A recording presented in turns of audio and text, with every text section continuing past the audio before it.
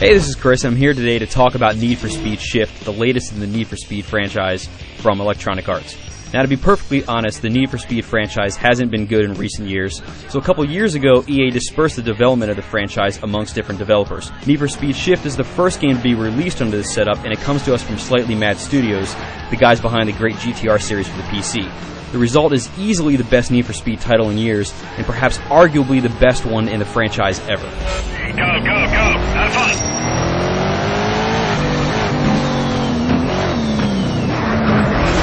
Now, the bread and butter of Need for Speed Shift and the ultimate focus of the design very clearly is the driving experience, which is absolutely phenomenal. This is probably the best single, get you in the race, make you feel like what it's like to actually race a car, driving game that I've ever played. First off, the game looks really good from the interior.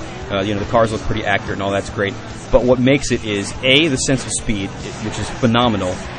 B, the sound is absolutely incredible. Everything is intentionally almost distorted, and tire squeals sound like animals, roaring and ripping each other to shreds, and that actually is what it sounds like when you're in a car doing corners at 120 miles an hour, and they actually nailed that. The cockpit it's a little dynamic in that when you turn, it'll, kind of move around a little bit. It gives you the sense of having inertia inside the car, which is awesome. Now, the driving presentation wouldn't be anything without awesome tracks to drive on, and you're going to get a whole lot of real-world things here, like Laguna Seca, Nürburgring, stuff like that. The actual course layouts are very accurate in that, the roads you drive on and the size and all that is pretty much dead on, but the trackside scenery has been tweaked a little bit by Slightly Mad to make it more, to give you a little bit more eye candy. So these guys have basically said, we're going to make something that is realistic, but change it a little bit better for the gameplay, which is actually very cool.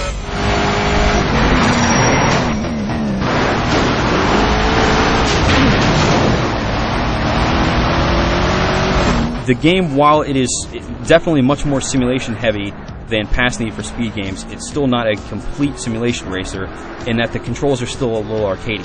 However, it drives fantastically. Slightly Mad made some very, very good decisions on how realistic the game would be versus how forgiving the controls are and that sort of thing, and they wound up with what is pretty much the perfect mix for newcomers to simulation racing in general, and then also people who are hardcore racing simulation fans like myself. Now, of course, you're not the only person on the track. There's a bunch of AI racers, and fortunately, the AI is very good in this game. They'll make mistakes. If you crash into them, they try to get revenge for you. There are rivals that are driving around the track, which are highlight. You can beat them and get some performance points for, which I'll come back to in a second. Now, of course, driving and buying cars and all that sort of thing is fun, but you wouldn't be able to do that in a manner that would keep you stuck to the game for 50 hours if there wasn't a very good career mode. And Need for Speed Shift has very good design ideas in this effect, but there are some missteps that happen when you actually sit down to play through the thing. So the one really cool thing is that pretty much every single thing that you do in the game, you earn something for doing it. So the thing that gets you through the game that earns you more events and things like that are stars. So you can earn 6 stars per race, and then those stars get you to other tiers, which then have other cars you can buy and that sort of thing. While you're racing, you earn performance points, which either go to precision or aggression. It doesn't really matter where they go. The end result is that if you're staying on the driving line, or if you're passing somebody clean, or if you tap somebody while you're passing them, or if you just get a clean lap, or if you're drafting, basically if you were doing anything, you're going to get some points for it, and if you do anything well, you're going to get more points, which is awesome. The bad part is that you earn a lot of money in this game, and there are 4 tiers, and each tier has another set of cars. And when I was playing the game, without trying to go back and grind and get a lot of money, when I would get to a new tier, I would have so much money that I could just buy the best car in that tier. So, there's not really a reason to collect a bunch of cars in this game unless you just want to be a car collector. And, extending on that, which is sort of kind of in the same realm, is that the game is much more, even though you can choose which event you want to go to, it feels more linear than something like Forza or Gran Turismo. So the career feels kind of checklisty. It's like, have I completed this event yet? No, okay, I'm going to race it. Now I've done it, okay, I'll move on. Maybe later I'm going to come back. And, I wish it had been a little more, elongated by making you build up your stable of cars.